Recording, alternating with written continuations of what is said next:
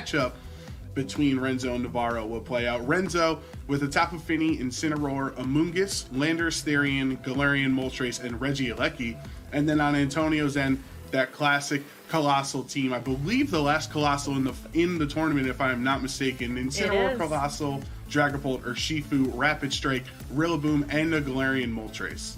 And as the last Colossal standing, Antonio is also the only player using the Colossal team without the Togekiss, sticking with that Galarian Moltres that did Wolfglick so well all the way back in Players' Cup 2. So this is going to be an exciting match. You know Renzo has seen this team before. It's been around in the metagame for an incredibly long time.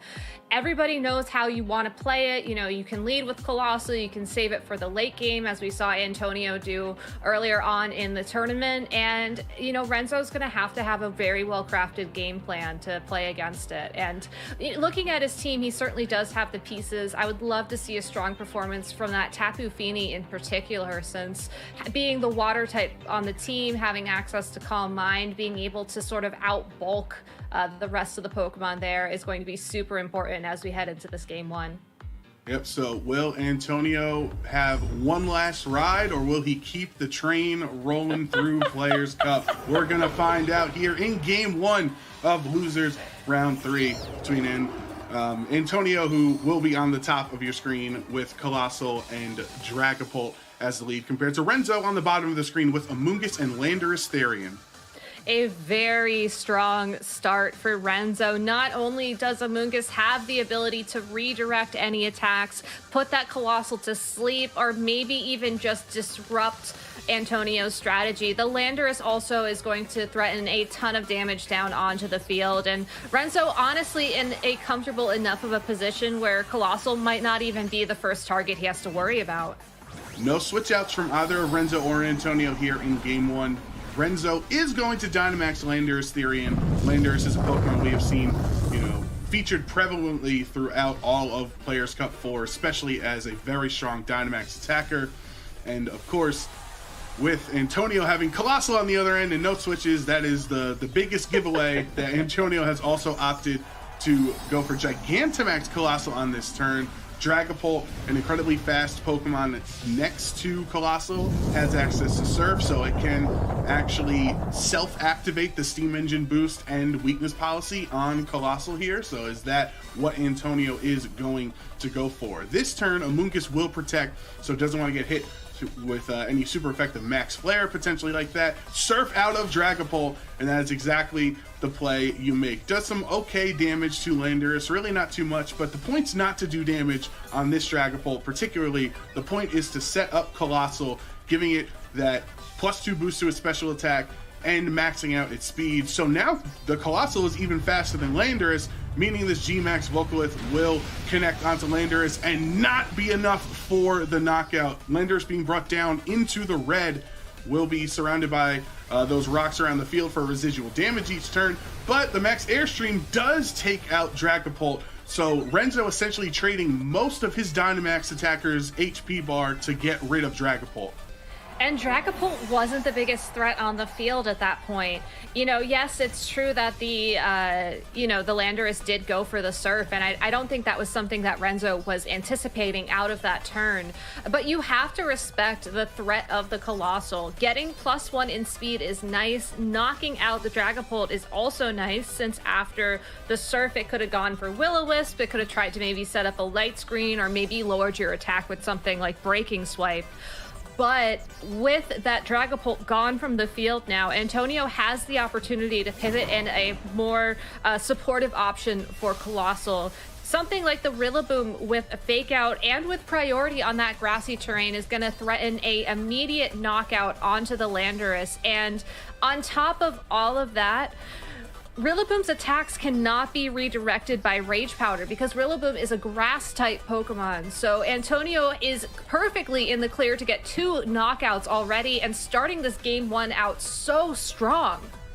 Yeah, that's a great point that the Rillaboom was the switch in there because it was able to ignore any redirection from Amoonguss. So now that you have this 2 HP Landorus on the field, there's nothing stopping Rillaboom from going for a priority Fake Out or Grassy Glide the terrain did change, so no Grassy Glide. Instead, Rillaboom with the Fake Out, and Fake Out into a Dynamax. You saw it here, folks. It was actually useful in this scenario, because all he needed to do was take out that 2 HP.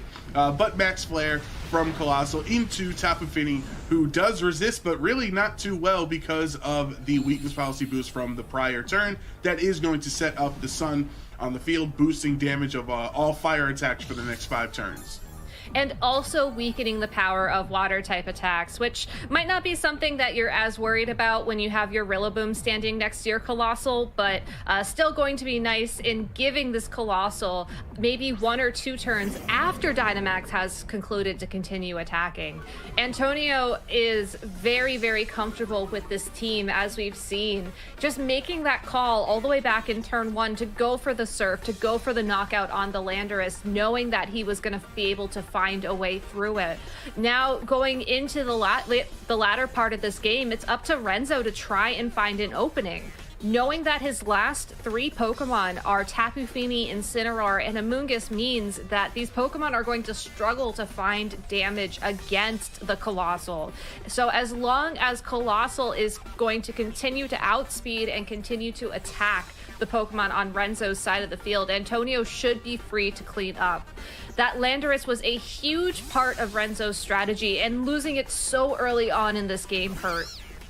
Amoonguss will switch into the Incineroar slot, so Incineroar kind of just baiting this turn, expecting a Fake Out or something, so this G-Max Vocalith will go into Amoonguss instead of Incineroar. Amoonguss brought down to its Focus Sash, but because of the Vocalith excess damage at the end of the turn, that is going to take out Amoonguss, and then a Moonblast from Tapu Fini, not doing too much into Rillaboom, and Grassy Glide is going to bring Tapu Fini down very, very low, letting Colossal get the credit with the knockout. Actually, that's a real supportive teammate from Rillaboom, letting Colossal take both of these KOs. Yeah, thank goodness Colossal doesn't have one of those Nay abilities like Glastrier or Spectrier, because otherwise we would be in trouble right now, Joe. Yeah, and now with Renzo bringing his last Pokemon in, the Incineroar we saw earlier, this is pretty much wrapped up. Antonio has excellently used his 3 turns of Gigantamax in this game, and this is when people talk about the power of Colossal teams. This is a prime example, Gabby, of what they're talking about. All 3 turns, 3 knockouts, just down to the Incineroar, and before the game even gets going, the game's already over, and Antonio wins game 1. I know, and this is why this Colossal team took off like a rocket, I think, after Wolfglick won it with it in Players' Cup 2. If you catch your opponent off guard, not even off guard, it was really just that initial prediction made by Renzo. He just happened to predict incorrectly, which, it happens to all of us. Colossal was able to immediately capitalize on that, and like you said, 3 turns, 3 knockouts, G-Max Vocalith, boom, boom, boom. All right, now here we are. Game 2. Going into this game 2, I think that Renzo has to bring the same Pokemon, but you have to play knowing that Landorus, it's almost like the Landorus has to be out on the field after Colossal Dynamaxes and after those turns are over, so that way you have a little bit more wiggle room to try and land that Earthquake or that Max Quake into that slot for the knockout. Tapu Fini was a great choice as well for some backup. However, given that Renzo found the knockout on Dragapult and gave the Rillaboom an excuse to be on the field earlier, Tapu Fini just wasn't able to do it by herself. Yeah, it is definitely a difficult matchup if you don't have something initially prepared for Colossal Dragapult. And the best part about Dragapult as a weakness policy steam engine activating teammate is it's a ghost type, so you can't even bring Incineroar in to try to fake out like you could against Say or Shifu. Exactly. in that scenario. So it's almost like these two were made together to work in tandem so effectively. So let's get into game 2 and see what his potential adjustments are here, or if you are just going to bring the same 4 Pokemon, we'll find out. Antonio with Dragapult Colossal leading again, because why not? And then Amoonguss Landorus also. So the same thing this time around. If you just Dynamax again, you'd argue, or so you can try to Rage Powder or something, or put Colossal to sleep since you have Focus Sash. Maybe that's the adjustment here, Gabby. I think going for Spore onto the Colossal would be a pretty good play. You do have to worry about the possibility of the Surf and then an attack from that Colossal, though. I think if I were in Renzo's shoes, given how game one went, just don't even try and predict what the Dragapult or what the Colossal is going to do. Just go full on the offensive, Spore the Colossal slot, Max Quake the Colossal slot. Your opponent is only going to be able to attack one of your Pokemon with that Colossal after the weakness policy boost, after Steam Engine activates, and therefore it's a simple 2v1. Something's got to connect. Hopefully for Renzo, this Dynamax Landorus will be much more effective in Game 2 than it was in Game 1 against Antonio's Colossal team here. So similar to how Game 1 played out, as we had the Dynamax Landorus come on, and then now we're having Gigantamax Colossal here. So we actually saw Renzo did not go for Spore in this spot because of that Focus Sash being broken potentially from Surf, like you mentioned, Gabby.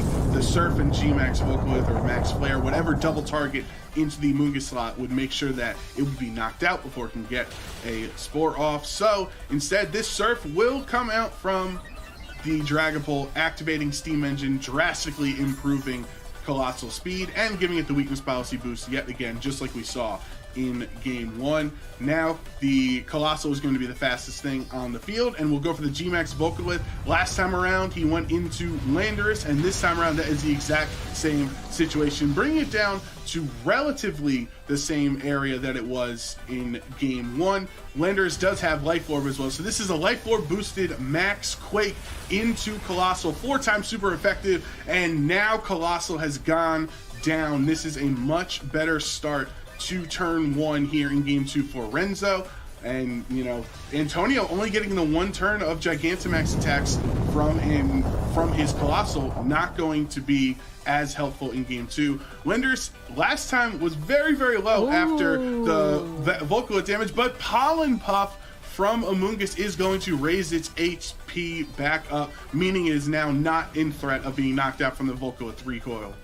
A much better turn 1 in this game too.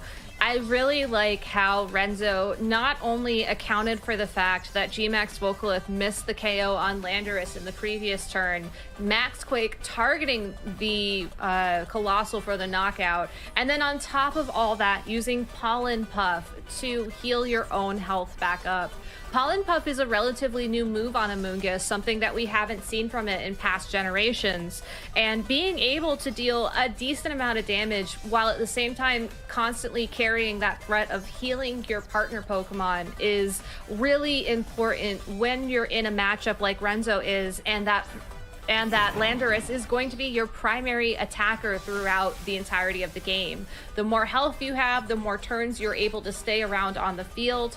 And even in a situation where you have to switch around a little bit, maybe force Amoonguss to be on the field a bit longer than it wants to, it can always switch out and heal its own health up back with Regenerator. It's a very strong combination, and I'm really looking forward to seeing Renzo utilize it in this game too, to find Landorus the opportunity it needs to find the knockouts on Antonio's side of the field. At this point, Rillaboom is the switch-in for Antonio here, so definitely in a worse position than Antonio was in Game 1 at this point, right? Because you still had Colossal very healthy. I liked that adjustment out of Renzo, saying, I know that my Landorus is going to get brought very low. Instead of knocking out the Dragapult, who's just supportive utility in this matchup, I was going straight for the damage onto Colossal to get rid of any of the Steam Engine nonsense that it can bring. But Dragapult's still very fast, faster than Landorus, meaning it is able to connect this Will-O-Wisp onto it, and that is really going to hinder the offensive output from him into anyone that's not weak to flying. But unfortunately for Rillaboom, it is a super effective max airstream into that slot, raising the speed of both Landorus and the Tapu Fini, who just switched in. And Grassy Glide from Rillaboom will bring Landorus down very low, and if Volcalith doesn't get it, the burn would anyway. So either way, the Landorus was going to be knocked out on that turn, but at least Rillaboom is the one who gets, or excuse me, Colossal gets the credit from the back. And now we get to see what that Dragapult prioritized accomplishing in turn 2 of the game. Going for Will-O-Wisp on the Landorus meant that regardless of how much damage that Grassy Glide did, that Landorus wouldn't have been able to find a knockout, I think, on the Dragapult until a couple of turns later. On top of Will-O-Wisp, Dragapult also has access to Breaking Swipe, but in this scenario, with the threat of Tapu Fini switching in at any point in time, I think Will-O-Wisp is a bit safer, knowing that your move won't be negated by a Fairy-type Pokemon, and also knowing that Landorus is a Flying-type Pokemon, which means Misty Terrain won't protect it. Rillaboom switching out on Antonio's end into Urshifu, who we actually didn't even get to see last game, Antonio's 4th Pokemon. We can likely assume Urshifu was the 4th Pokemon last time around, but the Fake Out goes into that slot, so it is an ineffective Fake Out, and Light Screen from Dragapult going to negate the damage from special attacks for the next 5 to 8 turns. Oh, Urshifu held on. And Urshifu hangs on thanks to the the Light Screen, excuse me. So an incredibly clutch Light Screen out of Dragapult. Urshifu never had a chance of taking that hit if it wasn't for the Light Screen. No, and Urshifu surviving is huge because otherwise that Rillaboom would have struggled to find damage onto the opposing Incineroar. The ability for Urshifu to take that switch comfortably, even though there was the Fake Out to break that Focus Sash, even though there was the follow-up Moonblast, means that Antonio is able to get at least one turn of attacks in. I think that this is giving Antonio the best opportunity possible to continue whittling down these attackers on Renzo's side of the field. You have to be really cautious at this point because just like Renzo was in game 1, Antonio is down to really the last of his ability to deal damage. And if Renzo can take out that knockout and bring us into game 3, his tournament life will still be there. Rillaboom switching into the Dragapult slot is very low from the max airstream earlier, but it does get grassy terrain set up back on the field. Urshifu going for Detect in this spot. The Moonblast into the Urshifu slot. One thing I want to note, Gabby, is remember Tapu Fini switched in on Landorus' max airstream. So Tapu Fini has 1 speed boost, which would typically mean it now outspeeds the Urshifu. So now Antonio had to bring Rillaboom back in to deal with the Tapu Fini since Urshifu would get knocked out from it. But now Renzo can just switch in that Incineroar and intimidate both the Rillaboom and the Urshifu. I think we're going to have a bit of a revolving door of Pokemon going on here for the next couple of turns as both these trainers try and find the opportunity to knock out one Pokemon and force their opponent to be not able to switch anymore. Going into this turn, I think Renzo has the advantage, if only because his Pokemon have more health. There is that speed boost on the Tapu Fini, like you mentioned, and there is a high chance of an Intimidate coming in from the Incineroar on his side of the field. Antonio, on the other hand, has to keep things so careful moving forwards. One hit from either of these Pokemon should be enough to knock out Rillaboom or the Urshifu at this point, and if Renzo goes for those attacks and Antonio doesn't predict carefully, again, Renzo is just really driving this endgame home. Amoonguss getting Fake Outed, but the Moonblast, Fini is faster than Urshifu, and he does not even try for the double Detect in this situation. Urshifu goes down without ever getting an attack here in Game 2. Amoonguss is going to flinch. I liked how Renzo kind of, baited the potential Incineroar switch in and said, you know what, Rillaboom can only Fake Out one of my Pokemon here, right? Can't get both of them, so I either Spore the Urshifu slot because he thinks Incineroar's coming in there, or I'm able to knock it out with Moonblast in case Fake Out went into Amoonguss. So that was a great adjustment from Renzo. It was a great adjustment indeed, and now that Antonio is down to just the Dragapult and the Rillaboom, the Dragapult cannot do any damage to the Tapu Fini, barring Surf, which is going to be a resisted attack. It's not going to do that much at all. So all Renzo has to do is find the opportunity to knock out Rillaboom, and he should be in a very comfortable position. Given that the Amoonguss and the Incineroar are his 2 last Pokemon, both of them are certainly capable of dealing that damage. Incineroar switching into the Tapu Fini position on the field, so Intimidate only going to affect Rillaboom. Breaking Swipe from Dragapult will connect onto both of Renzo's Pokemon, lowering their attacks as well, but that's kind of the best thing that Dragon Ball can do at this point, since Surf is resisted into Amoonguss, and then of course the Tapu Fini in the back. Knock off, going to knock off Amoonguss' sash, and then Pollen Puff saying Incineroar go straight back up to full HP at this turn. You know, I was honestly expecting the Pollen Puff to target the Rillaboom there, but by targeting the Incineroar is now at full health. You don't have to worry about any repercussions from a Flare Blitz. Really just very safe targeting there, really safe play from Renzo, ensuring, again, that he's chasing this win condition going into a Game 3 perfectly. Breaking Swipe yet again out of Dragapult. Amoonguss being brought down very, very low. Rillaboom with a U-turn into the Amoonguss slot. Is it enough for a knockout? No! Excuse me, Amoonguss just barely hanging on there. And now Flare Blitz will take care of Rillaboom. So at this point, Antonio's just down to his Dragapult that can, for all intents and purposes, never damage Tapu Fini, right? So I think it's definitely a Game 3 on the horizon here.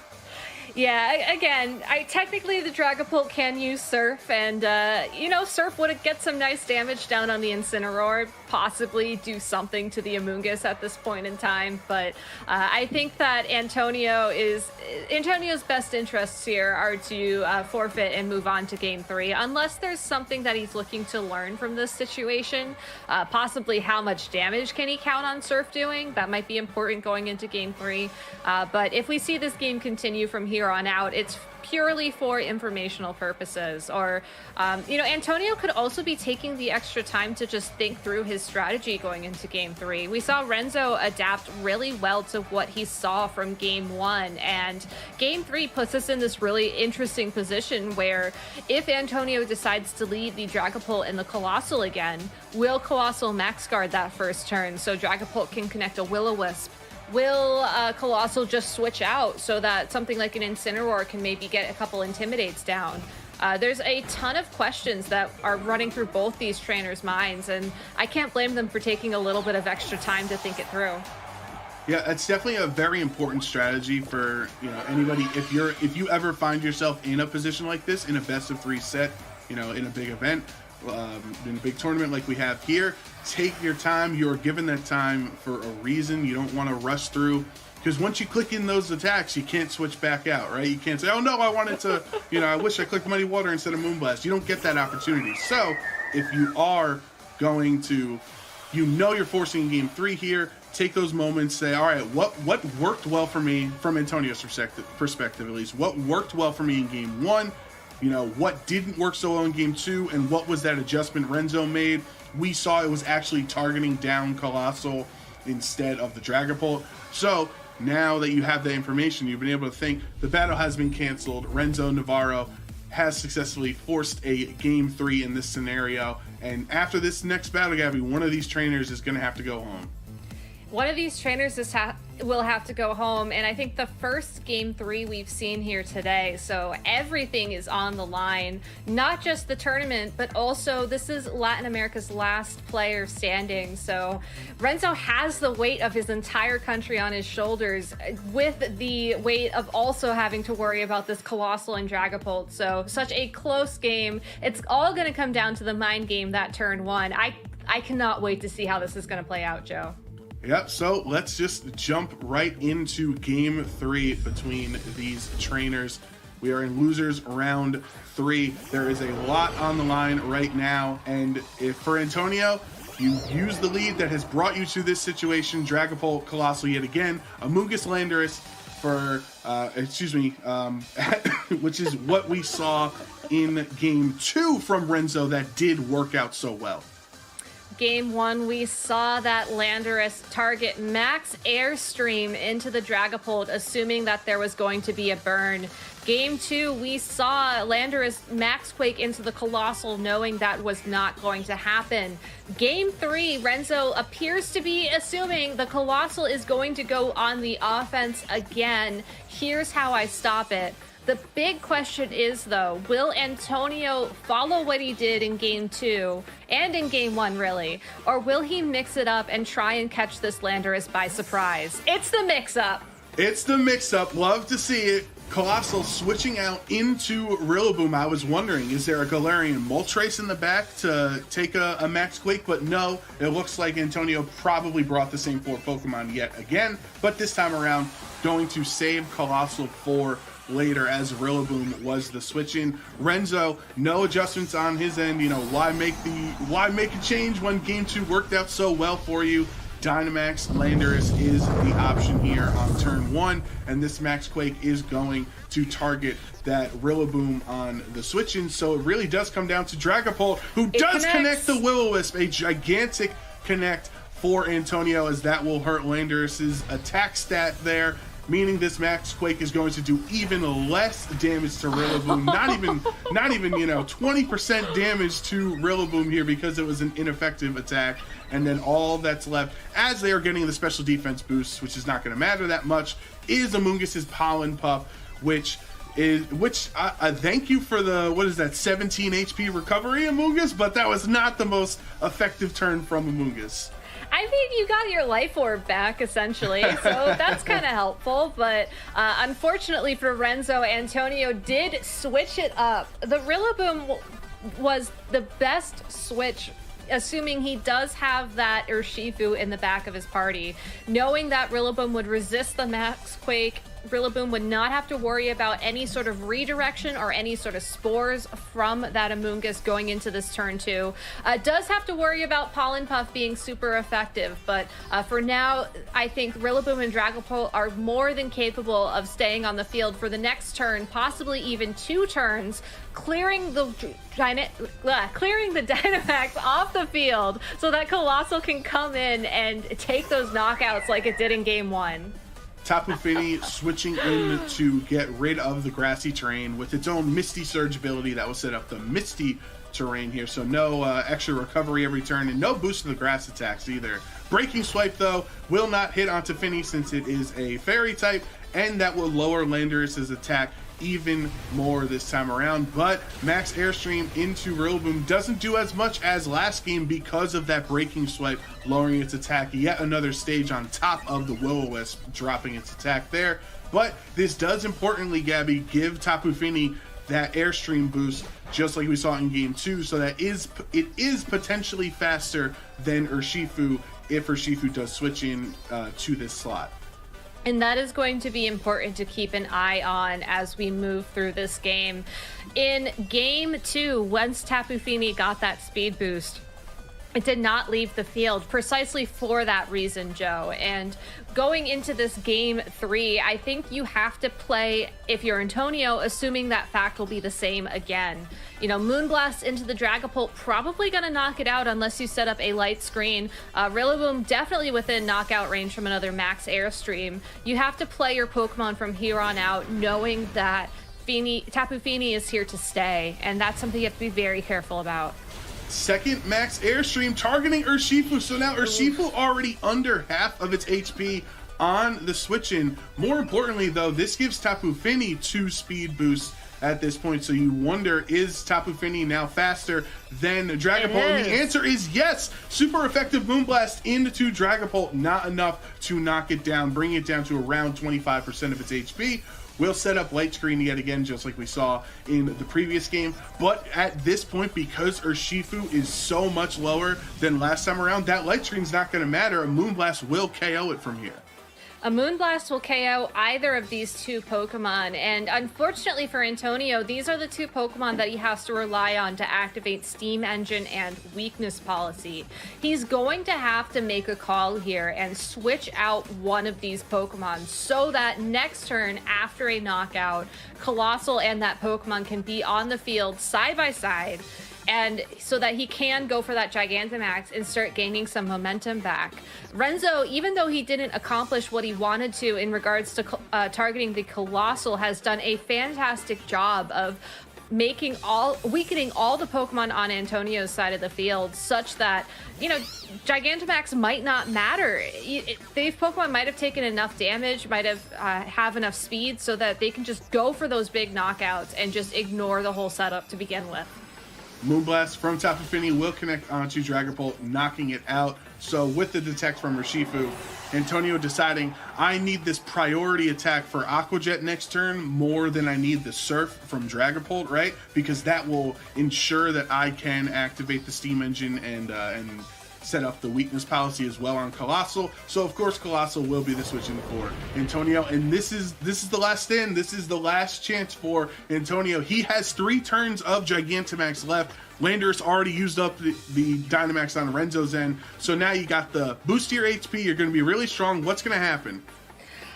The tough part about saving Colossal is that Colossal's Aqua Jet will be redirected by Amoonguss, so Renzo fairly safely can go for a Rage Powder plus any attack on this Tapu Fini. Moonblast probably to target down that Urshifu, and then Colossal is going to be stuck on the field without the speed and without the weakness policy. And even though Colossal is still afraid of many things, or you still have to be afraid of Colossal for many reasons, if you don't have the Steam Engine, that makes this game so much more closer to a win for Renzo. It is time for Colossal to shine here in Game 3, Gigantamaxing on this turn. Rage Powder from Amoonguss will ensure that an Aqua Jet from Urshifu targets the Amoonguss instead. That's exactly what happens here. So now that's going to be negligible damage into Amoonguss instead of a huge boost to the Colossal on this turn. Moonblast from Tapu Fini. Moonblast getting this knockout, and also importantly, not touching the Colossal because you don't want to give it the Steam Engine boost, even if Muddy Water is super effective, because it would just make it a stronger attack in response. Max Lair from Colossal takes out the Amoonguss. So Amoonguss has done its job though for Renzo. That was a very helpful and impactful last couple of turns here. It goes down. Renzo has his Landorus in the back who is burned, and an Incineroar as well. So this, if there's, I don't know if the Colossal can 1v4, but if there's any Pokemon that can do it, it would be Colossal. I would feel more confident, like I would feel more confident if I were in this Colossal shoes, if I did have that weakness policy backing me up here, but unfortunately that is not the case. What Colossal does have going for it is that the Sun will weaken any water type attacks that Tapu Fini could target into Colossal, though if I had to guess, I don't think Renzo will be relying on Muddy Water for exactly the reasons you just mentioned. You also have the Landorus who is burned. And Landorus being burned is going to be huge because that means Colossal can take an attack or two from the Landorus, especially if Grassy Terrain is still on the field, as Grassy Terrain will weaken Earthquakes. If Renzo decides to try and get rid of the Grassy Terrain, all he has to do is switch in and out that Tapu Fini. And Tapu Fini is still at a lot of health too. So yes, you do lose the speed boost, but at this point in time, you are just naturally faster than the Colossal. And without Grassy Terrain, you're going to be faster than that Rillaboom as well. Incineroar switching into that Tapu Fini slot. That now gives Rillaboom 2 Intimidates, and there is no way for Rillaboom to switch back out to get rid of the Intimidates here, so it's going to stay at -2. G-Max Vocalith from Colossal into Landorus. Oh, it brings it down to 3 HP, but thanks to either the Vocalith damage or the burn, either way was going to finish that off. So that's a good turn from Antonio there, as that is now 2 turns of G-Max and 2 KOs. 2 turns of Gigantamax, 2 knockouts, 2 Pokemon remaining for each of these trainers, standing between them and moving on in the tournament. Tapu Fini, Incineroar, Rillaboom, and Gigantamax Colossal. The Colossal is certainly going to struggle to get through this Tapu Fini, and I think the one thing that Colossal does have working for it at this point in time is that the Colossal can pretty safely target that Incineroar.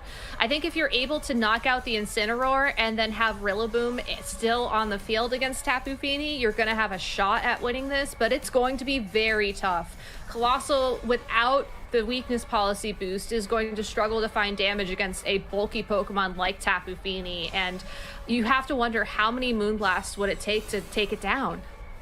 Tapu Fini will protect this turn in case the Grassy Glide goes its way, and that is exactly what happens for Antonio. So no damage from Rillaboom. Now Incineroar with a Flare Blitz into Rillaboom will be able to knock it out. So it is actually down to the wire here. Colossal is the only Pokemon left on Antonio's end. A little bit of recoil actually helps really in this spot because there's no weakness policy boost. You'll take all that HP you can get, and the G-Max Vocalith takes out Incineroar. It's now 1-1. Colossal is going to lose this huge boost to its HP, so now that it's back down to a regular state, as Light Screen wears off at the worst possible time for Antonio, you still have the Max Flare helping you lower water damage a little bit there, but if you could have kept the Light Screen up and forced Tapu Fini to hit a Muddy Water through that would have been pretty good for you, but it's 1-1 now.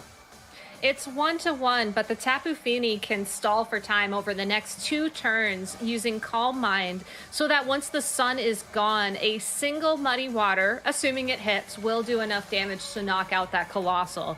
And going for that guaranteed, or I should say, once it hits, 1-hit knockout is what Renzo should be planning for. Because if you try to go for 2 Muddy Waters, that means after your first attack, that Colossal is going to be faster than you, and that Colossal is going to have a higher special attack. So even though we're slowing things down, we are going to try and get this Tapu Fini so that it can once again keep Renzo alive in this tournament. Calm Mind from Tapu Fini. That's pretty much the best attack you can go for, or best move, I should say, you can go for against the Colossal, bringing Tapu Fini down to half of its HP. And Renzo is very familiar in this situation, as we have showcased throughout Players Cup 4. This is not the first time it has come down to Renzo and his Tapu Fini keeping his hopes alive in this spot. You have to wait out the sun. You have to wait out these G-Max Vocalith turns, and then you gotta hit a single target Muddy Water. That's a big ask out of Tapu Fini. It is a big ask. And Colossal going for Protect here as well. I was hoping that we might see the Meteor Beam charge up that turn, but it's going to come down to just 1 attack. That would have been pretty cool, because then you knew it would be going off the next turn. But you saw Renzo click Muddy Water. That's all it comes down to. The sun is gone. Muddy Water, single target, connects onto Colossal. Super effective. 4 times super effective. Colossal is down. Down goes Colossal, and down goes Antonio's chances of winning the Players' Cup. Congratulations to Renzo Navarro for keeping his tournament hope